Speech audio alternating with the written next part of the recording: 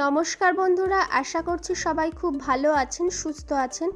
আজকে আমার রেসিপি কাতলা মাছের পটকা, আলু দিয়ে ভাজা। তো চলুন, এইখানে আমি নিয়ে নিয়েছি, দেখুন মাছের পটকা। এটা হচ্ছে কাতলা মাছের পটকা রয়েছে। আর নিয়ে নেব আমি এখানে কেটে রাখা আলু।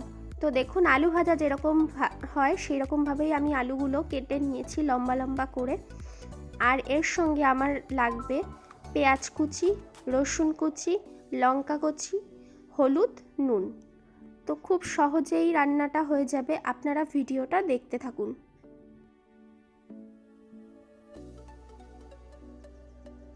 এখানে আমি একটা কড়াই বসিয়ে দিয়েছি। কড়াইটা গরম করে আমি এখানে সামান্য পরিমাণে সর্ষের তেল দিয়ে দিয়েছি।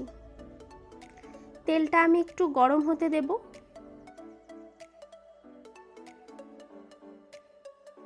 এর মধ্যে এখন দিয়ে দিচ্ছি পেঁয়াজ কুচি। পেঁয়াজ কুচিটা আমি একটু ভাজা ভাজা করে নেব। দেখুন বন্ধুরা, পেঁয়াজটা কিন্তু সামান্য লাল হয়ে গেছে। এইবার আমি এর মধ্যে দিয়ে দিলাম রসুন কুচি, লঙ্কা কুচি। এগুলো আমি সব কিছু ভালো করে একটু সময় ভেজে নেব।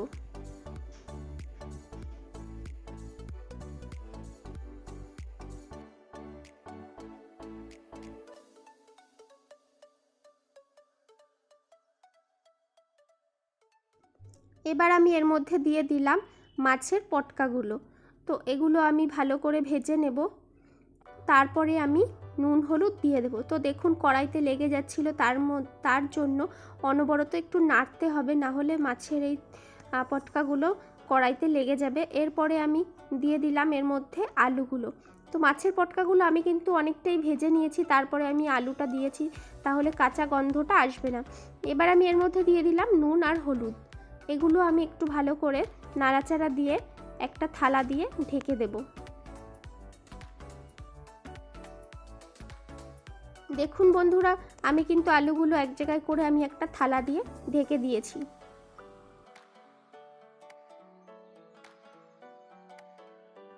এবার আমি কড়াইয়ের ঢাকনাটা তুলে দিলাম।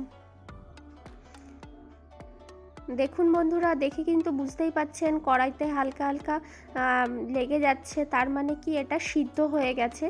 এইবার আমি আর ঢাকবো না, ঢাকনা ছাড়াই অনবরত নাড়তে থাকবো, কারণ আলু আর তেল আর পটকাটা কড়াইতে লেগে যাচ্ছে। তার জন্য আমি আর ঢাকবো না, এবার শুধু নাড়তে থাকবো, তার মধ্যেই আমার ভাজাটা রেডি হয়ে যাবে।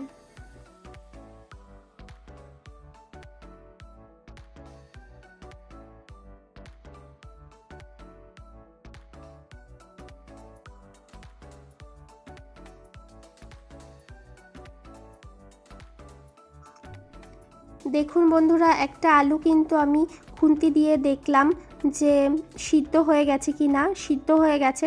তো আমি এবার একটা বাটিতে নামিয়ে নেব। আমার কিন্তু মাছের পটকা আলু দিয়ে ভাজা কমপ্লিট হয়ে গেছে। আপনাদের রেসিপিটা দেখে কেমন লাগলো অবশ্যই কিন্তু কমেন্ট করে জানাবেন। আর আপনারাও বাড়িতে এটা ট্রাই করবেন। এটা খেতে কিন্তু গরম ভাত দিয়ে খুবই মজাদার একটা খাবার। তো আজকের ভিডিওটা যদি ভালো লাগে অবশ্যই আমার চ্যানেলটাকে সাবস্ক্রাইব করবেন। পরবর্তী ভিডিও দেখার জন্য অনুরোধ রইল। আর সবাইকে অনেক অনেক ধন্যবাদ আমার সম্পূর্ণ ভিডিওটা দেখার জন্য। আর প্লিজ সবাই বাড়িতে ট্রাই করুন, করে আমাকে কমেন্ট করে জানাবেন যে রান্নাটা কেমন হয়েছে।